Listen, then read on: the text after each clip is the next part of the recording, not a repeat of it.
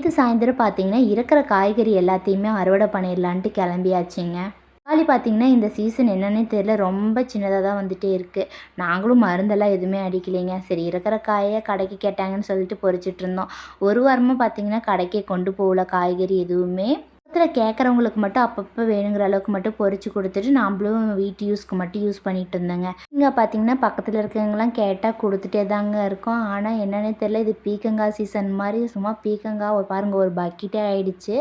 பீர்க்கங்காய் மட்டும்தான் அந்த மாதிரி வந்துட்டே இருக்குங்க. பீர்க்கங்காய் பொரிச்சதுக்கப்புறம் பார்த்தீங்கன்னா இன்றைக்கி தாங்க முதல் முறையாக நம்ம வந்து பாவக்காயும் பொரிச்சிடலான்னு சொல்லிட்டு இன்றைக்கி தாங்க ஃபஸ்ட் டைம் பாவக்காய் அறுவடை.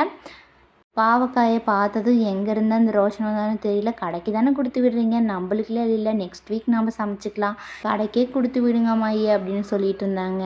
பாருங்கள், அவனுக்கு வந்து பாவக்காய் பிடிக்கிறதில்ல, கத்திரிக்காய் பிடிக்கிறதில்ல, வெண்டைக்காயும் பிடிக்கிறதில்லைங்க. இந்த மாதிரி தான் எங்களோட டே இருந்துச்சு. உங்களுக்கு எங்கள் வீடியோ பிடிச்சிருந்தால் லைக் பண்ணுங்கள், ஷேர் பண்ணுங்கள், மறக்காமல் சப்ஸ்கிரைப் பண்ணுங்கள். பாய்.